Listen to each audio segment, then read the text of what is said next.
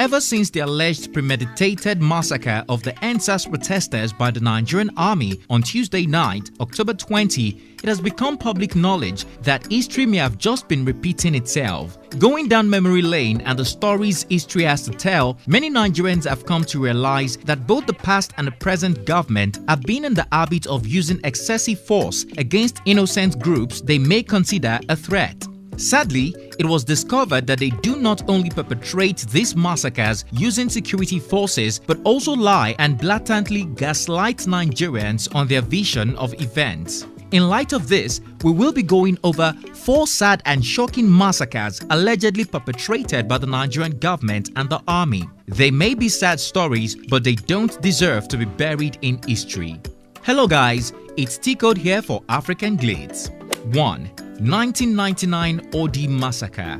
If you've ever wondered what inspired Timaya's popular song, Dem Mama, off his True Story album, you should know that the 1999 OD Massacre inspired it.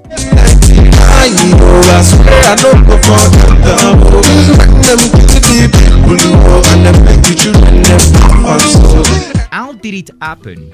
Between November 3 and November 5, 1999, about 19 members of the Nigerian police were murdered by a notorious gang near Odi, a predominantly Ijaw town in Bayelsa State. This is coming on the heels of an ongoing conflict over indigenous rights to oil resources and environmental protection in the Niger Delta region. In reaction to the killings, the then president of Nigeria, Olusegun Obasanjo, threatened to declare a state of emergency if the gang members are not arrested within 14 days. Sadly, before the 14 days grace period elapsed, the Nigerian army allegedly invaded Odi and opened fire on residents of the town on the 20th of November 1999. They didn't stop there, as every building in the town save for the healthcare, Anglican church and the bank was burnt to the ground, while the Nigerian government pegged the death toll at 43, including 8 soldiers that died during the gruesome operation. The Environmental Rights Action Organization claimed that close to 2,500 residents were killed.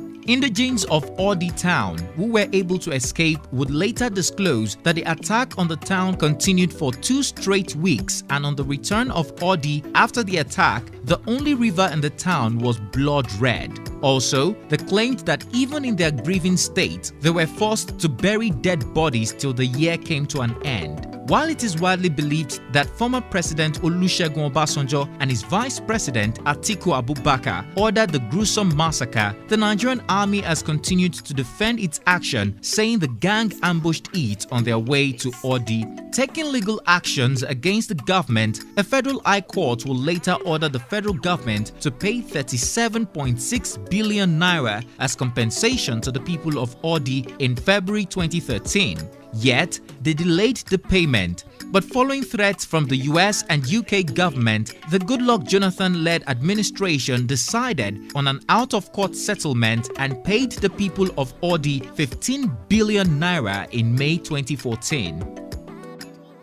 2013 Baga Massacre. If a soothsayer told the people of Baga, a small fishing village on the shores of Lake Chad in Borno State, that their village will be invaded and their family and friends murdered gruesomely, we bet they would have labeled such person a liar. However, that is exactly what happened on the 16th of April 2013. Following the death of thousands of Nigerians due to the uprising of Boko Haram terrorist group, the Nigerian army accused residents of Baga of shielding Boko Haram members. However, on the 16th of April, one thing led to another as Boko Haram members clashed with the soldiers at a military post outside Baga, which resulted in the death of one of the soldiers. In retaliation, the soldiers allegedly returned to Baga village with reinforcement and began to shoot sporadically at villagers, resulting in the death of over 200 people while leaving 193 others severely injured.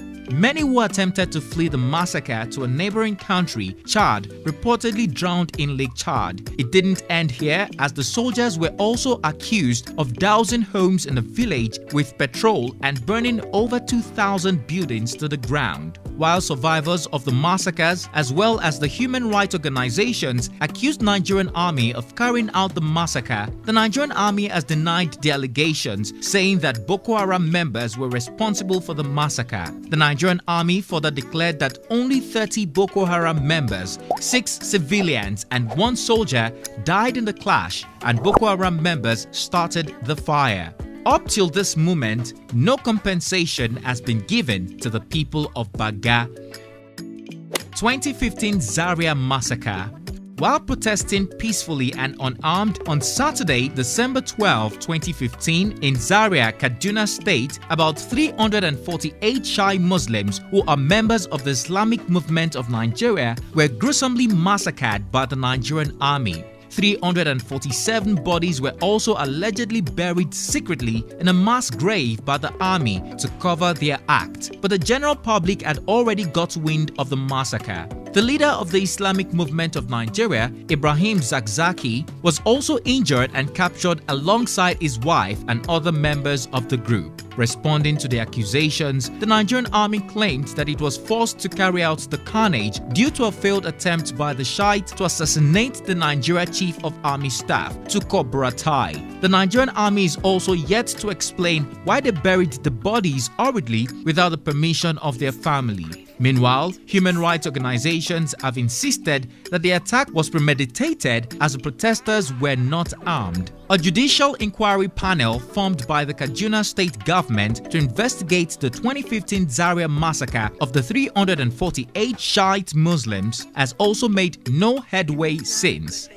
2015 to 2016 massacre of pro-Biafran protesters. For demanding the restoration of the Republic of Biafra sovereignty, the Southeast-based coalition of human rights organizations estimated that over 80 members of the pro-Biafra group, the Indigenous People of Biafra, IPOB, and their supporters were massacred between 2015 and 2016.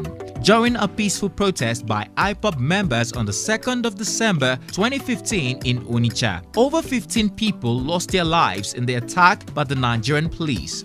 Again, following a series of protests to commemorate the 1967 declaration of Biafra independence from Nigeria on May 30, 2016, the Nigerian army invaded a Catholic church in Onitsha, housing the protesters, and opened fire. It is said that over 40 people were killed, with several others injured and arrested. Following investigation by Amnesty International, the human rights group accused the Nigerian security forces of killing at least 150 pro-Biafran peaceful advocates. But in response to the accusations, the Nigerian army claimed that they attacked the pro-Biafran protesters due to the widespread panic, tension, and apprehension generated by the activities of the protesters, adding that other conflicting stories making the rounds are ploys to tarnish their reputation.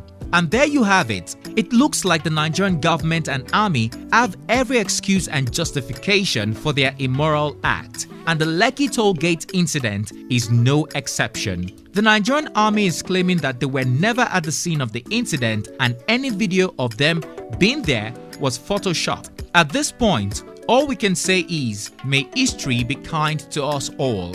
Are you surprised the gruesome massacre of innocent Nigerian citizens have been going on longer than you think? Do you think anything will change after the Lekki tollgate incident?